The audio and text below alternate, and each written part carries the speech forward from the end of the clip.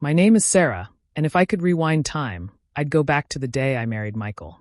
I would look that young, glowing woman in the eye and whisper, "Hold on tight, because life is going to test you in ways you cannot imagine."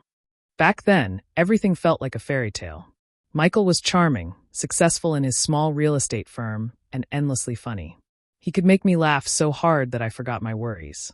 We built a life together in a cozy suburban neighborhood just outside Denver, Colorado. Our kids, Emily and James, were the center of our universe. From school plays to basketball tournaments, our calendar was filled with the sound of family life. From the outside, we looked picture perfect. But behind closed doors, cracks were beginning to form. It started with small things: missed dinners, late nights at the office, and Michael's phone always buzzing with notifications. I tried to brush it off. After all, business was demanding, and I wanted to believe we were still the same team that once whispered dreams to each other on sleepless nights. But as weeks turned into months, I began to feel a distance growing between us. One night, after the kids had gone to bed, I asked him gently, "Michael, are we okay?" He looked at me, almost startled, then forced a smile. "Of course, Sarah. Just stressed with work." I wanted to believe him.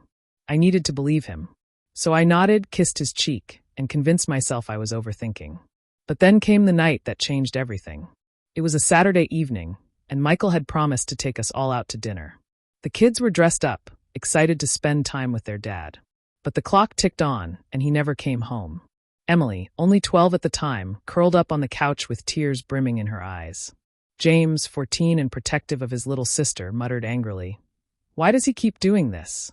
My heart ached. I told them we'd order pizza and have a movie night instead, but deep inside, something heavy settled in my chest.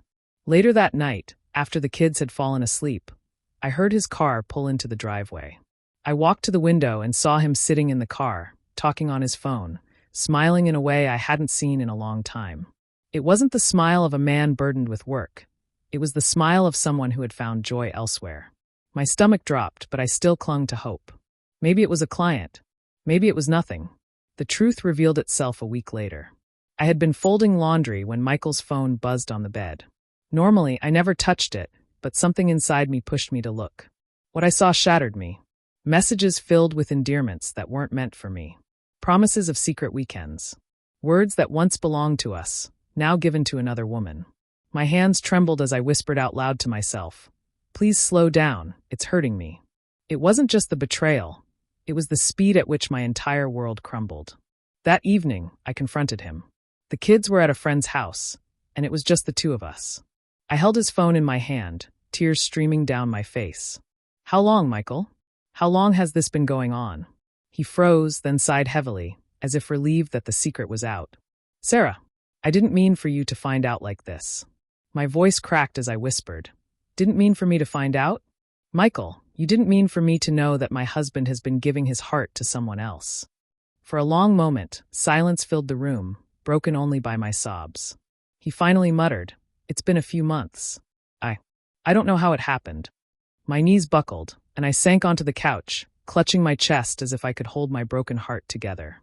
In the days that followed, everything felt like a blur. I went through the motions for the kids, packing lunches, attending school events, smiling when I had to, but inside I was drowning. I couldn't understand how the man who once swore to love me forever could so easily betray me. Nights were the hardest. I would lie in bed, staring at the ceiling, replaying every memory, questioning every word, every moment, wondering what I had done wrong. One night, Emily tiptoed into my room. She was too young to know all the details, but she knew something was wrong. She climbed into bed beside me, wrapped her arms around me, and whispered, "Mom, please don't cry. We need you." That was the moment I realized I had to find strength, not just for me, but for my children. Michael and I sat down a week later. The kids were at school, and the air in the house was heavy with tension. "Sarah," he said, his voice breaking, "I made a mistake. A terrible mistake. I don't want to lose you. Please, can we try to fix this?" I looked at him, my heart torn between love and pain. "Do you even understand what you've done to me? To us? You broke something that was supposed to be unbreakable." We talked for hours, through tears, through anger, through silence. He admitted to the affair, said it was over, and begged for another chance. I didn't know what to say. Part of me wanted to slam the door and never look back. But another part, The part that remembered the man who held my hand through my father's funeral, the man who cheered at every soccer game and painted Sarah's room pink when she asked. Wanted to believe that maybe, just maybe, we could rebuild. Healing was not easy. There were days I wanted to scream, to walk away, to give up. But there were also days when Michael showed me, little by little, that he was willing to fight for our family. He deleted his social media, changed his work schedule, and most importantly, he listened. Really listened. He went to therapy with me, sat through uncomfortable conversations, and faced the shame of his actions without running away. One evening, as we sat on the porch watching the sunset, he turned to me and whispered, "Sarah, I know I can't erase what I did, but I will spend the rest of my life proving to you that I love you. Please slow down in your pain. Let me catch up and carry some of it for you." His words broke something in me. Not the pain, but the wall I had built around my heart. For the first time, I let him hold me again. It's been 2 years since that dark chapter. Do I still hurt sometimes? Yes. Do I still wonder why it happened?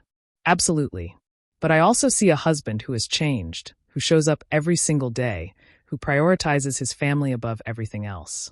And I see a woman myself, who found strength she never knew she had. Infidelity is a wound that cuts deep, but it doesn't always have to be the end. Sometimes it can be the painful beginning of something new, something rebuilt on honesty, forgiveness, and resilience. Our marriage isn't perfect. No marriages. But today, when I look at Michael helping James with his college applications, or laughing with Emily over a silly TV show, I realize that love is not about never falling. It's about choosing to rise again together. If there's one lesson I've learned, it's this: healing takes time, patience, and courage. And sometimes, even when your heart whispers, "Please slow down, it's hurting me," you discover that you can move forward at your own pace, holding on to the love that's worth fighting for.